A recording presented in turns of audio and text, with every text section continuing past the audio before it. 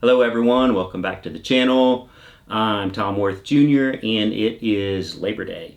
And today I wanted to go back, I was looking back at some Labor Day comments that Trump had made during his presidencies. And although this wasn't on Labor Day, it was close enough. It was a few weeks before Labor Day. It was in mid-August of his first year in office, Donald Trump.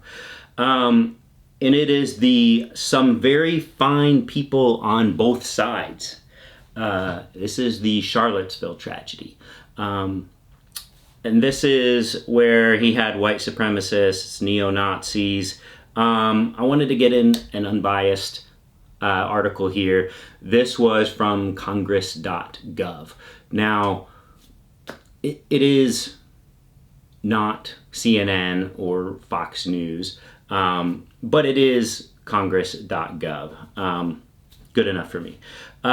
Just starts out, on August 15th, 2017, President Trump defended the white nationalists who protested in Charlottesville on Tuesday, saying they included, quote, some very fine people, while expressing sympathy for their demonstration against the removal of a statue of Robert E. Lee. Strikingly different message from the prepared statement he had delivered on Monday, and a revision to his initial response over the weekend. So this is perfect illustration of how you can never believe anything he says, how he will always have little sound bites saying one thing for one group and then sound bites that he can actually send out to his targeted political campaigns and requests for money to his actual real supporters. Those are the people that the most egregious comments will be directed towards. But then he'll always say everything. That way he can target what he wants to his preferred audience.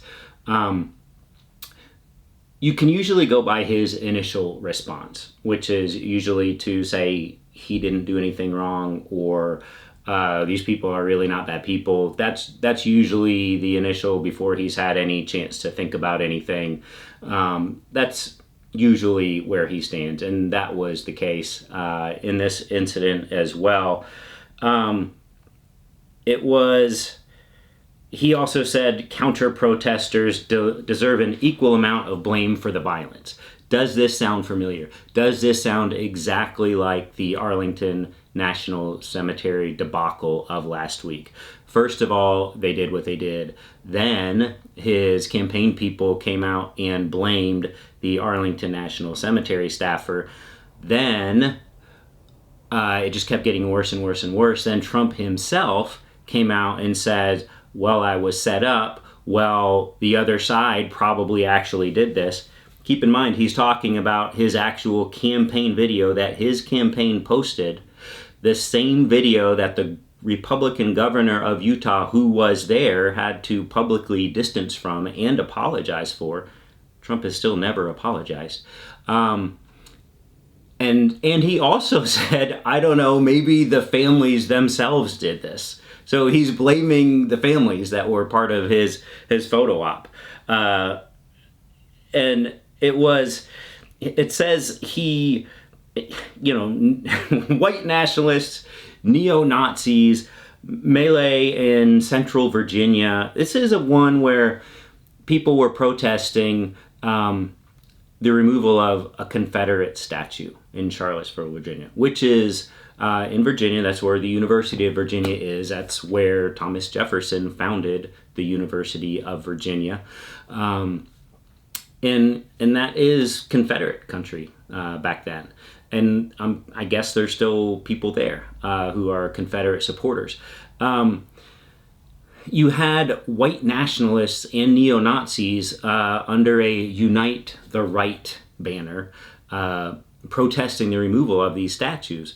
And then you had counter-protesters who were like, yeah, we're removing these statues. This is what we're doing. And so they're counter-protesting.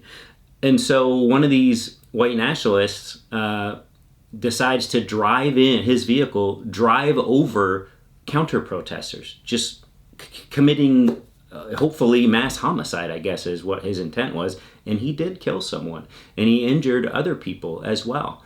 And in response to that, that's when Trump said all this, that there are fine people on both sides. Then after having some days to think about it, on Monday, he came out and kind of, was more conciliatory, was more, towards the counter-protesters. But then Tuesday, he came right back out and said, compared the tearing down of Confederate monuments to the hypothetical removal of monuments to the founding fathers, and said that counter-protesters deserve an equal amount of blame for the violence, not for being there, but for this psychopath driving his vehicle into a crowd of people. That crowd of people shares the blame for this person doing that. He says. As the neo-Nazis walked down the street, they were chanting "blood and soil," which was the English translation of a Nazi slogan. So that's who's marching. That's who these counter-protesters are protesting against. And so on that Tuesday, after having a few days to think about it, he says, this is a quote from Donald Trump, "Many of these people were there to protest the taking down the statue of Robert E. Lee. This week it is Robert E. Lee, and I noticed that Stonewall Jackson is coming down." Okay, another Confederate general, obviously. "I wonder, is it George Washington next? And is it Thomas Jefferson the week after?" You have to ask yourself, where does it stop? I would say it stops, it's a long list of Confederates, a long list of white supremacists.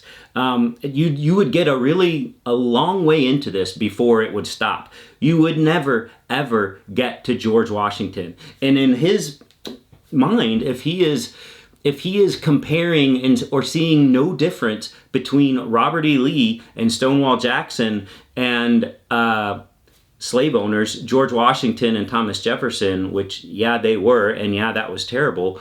But those were the founders of this country, and they knew what they were doing was wrong, and they knew slavery would end someday.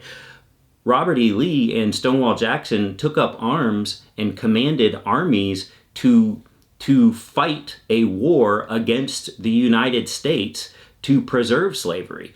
This is why they are being protested and having their statues removed. I had statues at the University of Texas at Austin when I went there as a freshman in the fall of 1988. And I've talked about my northern sympathies before.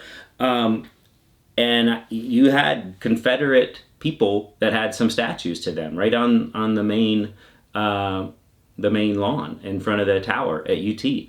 And my first visit to UT, months before I went there, I was kind of shocked, and I didn't realize that was something that some Southern universities did. I could see why they did. I could understand it because that was part of their history, and I still couldn't believe that this was me in 1988 as an 18-year-old. I couldn't believe a university would have that as a statue. And UT did eventually remove their statues. As far as I know, last time I was down there just a few years ago, I read something because I was wondering where they were. I think they're being stored somewhere on campus. They didn't melt them down or throw them away or something. I think they are being possibly preserved for historical reasons. I don't really know, but they're nowhere to be found in public view on campus. This is the guy that you're talking about, the guy who is a white supremacist supporter, the guy who is a neo-Nazi supporter, the guy, we don't even have to get into Labor Day, which is what I originally wanted to talk to today on Labor Day. Obviously a labor movement, and we know how Trump does not like labor and fights against organized labor. Labor Day exists because of organized labor. And that, I mean, that's just a fact. Go look that up. So if you're against organized labor, okay, I guess you're against Labor Day. I guess you're against having weekends off. I guess you're against 40-hour work weeks. These are things that organized labor frequently takes credit for because it's true. And I just found this article instead when I was looking at Trump Labor Day things. And it just, I was going to get here eventually. I just have a mental list of things I'll get to. This is just an endless supply of material from this guy. But I thought today would be just as good a day as any, just because I remember the aftermath of it still lingering on a Labor Day down at my parents' lake house 7 years ago. And that's where I was this weekend as well. Back here in Arlington, obviously, in the lovely studio. That's it. That's what I wanted to talk about today. I hope everyone had a safe weekend, and I hope everyone is enjoying themselves. This is a part of the video where I might every now and then go into some viewer comments. The abortion video was, I guess, as advertised in the comments section. You had a lot of feeling and a lot of emotion, way more support than I thought. If I had viewers unsubscribe, I certainly didn't see it in the numbers. The numbers went up quite a bit with subscribers. It was widely viewed, and it was, I don't know, it was just a tough one. It is, because I don't want my channel to be, I'm not inserting myself into these debates. I am making this about Trump's role in all of these conflicts or all of these positions. And so I am not convincing anyone to take a side of issues in my videos. I am saying, this is your guy if you are a Trump voter or have been a Trump voter or are considering being a Trump voter, and you need to be aware of how awful and despicable he is. And we can forget because it's been almost 4 years now. And it's just kind of my job, I think, to remind people of what you're looking at. This was also, I was going to get into Steve Bannon real quick too, but that's it. I'll just end it there with talking about some subscriber comments. I had some thank yous. I had some "you're crazy." I had some "you're not a pro-life person." I had some "you're not a pro-choice person." I do want to clarify or correct myself. I apparently said pro-abortion in the video, and I tried to say pro-choice. I tried to talk about women's reproductive health. Several commenters pointed out that people aren't pro-abortion, they're pro-choice. I do understand that. I do know that. I do realize that and believe that. So I'm sorry for those that word choice there, wherever I made it. And I just want to thank really almost everyone for keeping an open mind and realizing the task at hand, which is to keep Trump out of office again. So nobody has to sit here and discuss white supremacists and neo-Nazis and driving cars and running over people, and having the President of the United States saying what he said about it. This is the future we are trying to avoid, and I appreciate everyone for watching. That's it, and we will talk again tomorrow.